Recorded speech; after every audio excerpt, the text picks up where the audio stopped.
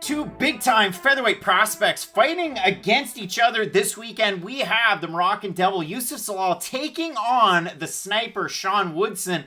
And I'm surprised that we're getting this fight, but at the same time, I'm not. Because for Sean Woodson, he had a short notice opponent change. He had a really good fight booked, and all of a sudden, Julian Rosa steps in. Now, Juicy J, maybe not the best UFC fighter. Maybe it's a guy that lost handily to Artem Lobov in The Ultimate Fighter. But ultimately, you know exactly what you're going to get with Julian Rosa. He is normally a tough customer, gives one to take one. And if you go back and watch that fight against Woodson, well, Woodson pieces him up in the first round. He switches stances, and Sean Woodson's one of those guys. He's not really coming out of the biggest gym in Wolves Den Training Center, just outside of St. Louis, Missouri. He also has trained at Glory MMA and Fitness. You saw James Krause in his corner for that last fight. You can't blame James, but if you do watch that first one, all kinds of feints. And he's like an old-timey boxer. He kind of whips his weird little feints and combinations in there. But this is a guy that when you're talking about an amateur background, it's insane. What was it? 46-3 his amateur boxing record.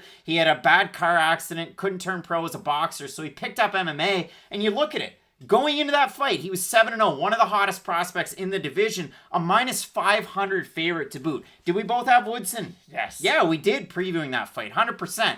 First round, Woodson looked good. Second round, it got close. Rosa kind of closed the distance, made it a little bit of a dirty fight. He really did eat some big shots. And then in the third round, it got weird. And that submission attempt, a little strange, but a big-time Darius for Julian Rosa and a performance of the night bonus. So for Woodson, the star kind of fell a little bit. It really did. And then if you look at it for Youssef Zalal, well, the guy came in on a heater. You look at him with LFA, he loses 2 in a row. Then he goes on a streak. He beats Austin Lingo in his UFC debut, and we're off to the races. But then you look at the losses. I mean, you lose to Ilir Tybura. I can't really fault him for that. You lose to Sungwoo Choi. Now, I remember previewing that fight, and I thought that I gave Choi his flowers, and I was on the fence about the pick, to be totally honest with you. And ultimately, Choi gonna Choi, and he looked absolutely amazing in that fight. And for Zalal, couldn't really get it going. Last thing for me, Matt, in the interview that JHK has here on the channel, make sure you check it out, but it is a great one. Youssef Zalal kind of talked about the fact that he had to kind of get his mental game level, and he was going into these fights thinking, hey, I'm going to have fun, I'm going to be putting on a performance, everybody wants to see this. Now it's kill or be killed. And that's an interesting spot for Zalal to be in here. It really is. And this is a super important fight for both athletes because you had mentioned this is an exciting fight between two exciting prospects, but these are exciting prospects in the way that like Pascal Siakam and Julius Randle are most improved. They're good, but then you get to the playoffs and then your weaknesses really start to show. And then guys like Randle, you have to ask them to do a lot of things that they're not used to doing. And then you see they just can't really hold the load. Same thing with Siakam. Woodson and Zalal, I would say they're better than their last performances would dictate, but I would say that they are two fighters on extremely thin ice, because for Woodson, yes, he's only coming off one loss, but I think that was a bad loss, because here's the thing. We don't talk about guys losing a fight where they were a minus 500 all that often. Most of the time, they won via spectacular fashion, or Maria Agapova lost to Shayna Dawson, and we just bring it up as a goof every now and then. Like, it doesn't happen all that often. And my thing with Sean Woodson is, and I'm going to have to quote Teddy Atlas for this, Sean Woodson is one of those fighters who, when the going gets tough, it's not that he can't get it back. It's just when fights start to get ugly, and once he does start to tire, he just stops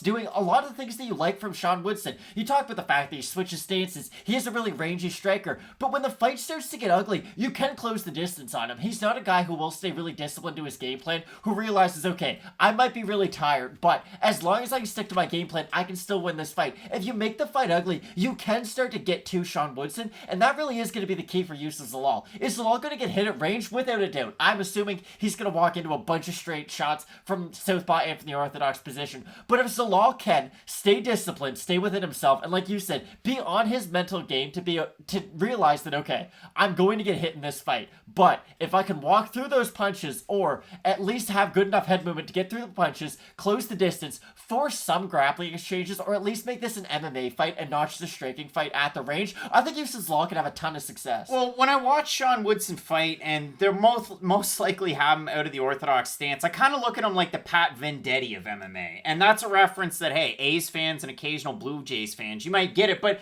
the guy's really ambidextrous. He can throw the same shot from either stance. Not Mickey Mantle. But the weird thing is, through his one fight on Contender Series and his 2 nods out in the UFC, and again, he beat Kyle Bochniak and he lost to Julian Rosa, less than 10% of his strikes have been kicks. And you look at his legs, and you make fun of me, and you make fun of Matt, but they look like candlesticks. And listen, can't see our legs. we're in the same boat. Exactly. But the guy's 6'2.5" at 145 pounds. Not really the biggest recipe for success. I mean, did Will Chope have success? For a bit. Did Cole Miller have success? Kinda. Limited. But when you're taking on guys like a Youssef Zalal who might throw in a few more kicks, I mean, Rosa did it, and listen, Sean Woodson doesn't really check them, and he gets to a point where if you throw enough kicks, he just kind of leaves that leg up there. Now, for a guy that is as ambidextrous as a Sean Woodson, he can still fire off the jab. He can still whip the uppercut in there. He can still throw some hooks, but you can't get as much power as you could earlier on in the fight, and that's the thing that I worry about a little bit. Again, with Zalal, what's the story? Well, he's really well-rounded. He's a very good wrestler. He can chain things together. Just in the last 2 fights, Sung Woo Choi was a little bit better at everything, and for Ilir Tybura, I mean, one of the best grapplers we have in this division. I mean, yeah, you got to prove it to me, but holy smokes, that was the performance that we needed. So in this fight, it is really tricky. Again, Factory X against Wolves Den / Glory. And the other thing for Sean Woodson, you talked about it with cardio. This is a guy that has such the extensive amateur boxing record. He won Golden Gloves at light heavyweight. That's wild. Now we're at 145 pounds, so it is a tricky one. When I looked at the odds, it really surprised me. Woodson opened to -115, slight favorite. He's now -188. You look at it for Zalal, open to -105. He's now at a +155. So the line switched quite a bit for Woodson. 1,346 total Tapology votes, 60% Woodson, 40% Zalal. Again, the fans that have Zalal to win, 77% by decision. For Woodson, 85% by decision. So mostly everybody's thinking this one's going to go the distance. Who does it really favor then? I might be making a massive mistake right now, but I really do think Youssef Zalal is going to get back to his winning ways. And for these reasons, Sean Woodson, like we said, he is a good fighter at range, but when he does get tired, it's not like he throws less punches. He just kind of stops throwing completely. And that's the big problem with Sean Woodson. Like with Youssef Zalal, when he gets tired, he still does the same things. He just lacks a bit of explosiveness on the end of his techniques. With Sean Woodson, he falls off a cliff with his cardio to the point where he just won't really throw that much in return,